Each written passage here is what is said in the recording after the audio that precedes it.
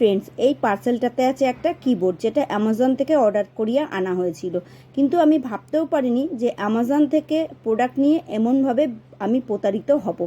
আমাকে একটা পুরনো কিবোর্ড ধরিয়ে দেওয়া হয়েছে।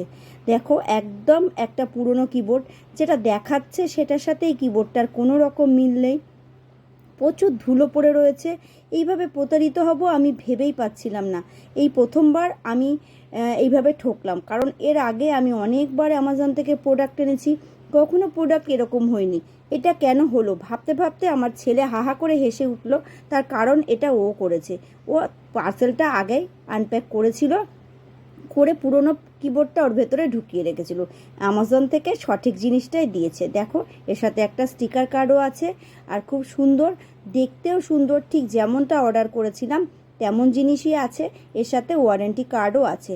দেখো, যেমন প্রোডাক্টটা চেয়েছিলাম ঠিক তেমনি চকচকে সুন্দর, কোথাও কোনো ধুলো নেই, আর একদম পুরনো হওয়ার তো কোনো প্রশ্নই ওঠে না। এটা যখন লাগিয়েছিলাম, ছেলে ব্যবহারের সময় যখন এটা লাগিয়েছে, একটা সুন্দর কালার, অনেক রকমের কালার এর সাথে কিন্তু আছে, যেটা দেখতে খুব সুন্দর লাগছে। দেখো, ঠিক বিভিন্ন রকম কালার এখানে যেমন দেখা যাচ্ছে, কিবোর্ডটা যখন চালানো হয় তখনও কিন্তু এইভাবেই কালারগুলো দেখা যায়। যাই হোক, আমাকে অ্যামাজন প্রতারণা করেনি, আমার ছেলে আমার সাথে প্র্যাঙ্ক করেছে। ভিডিওটা কেমন লাগলো অবশ্যই জানিও।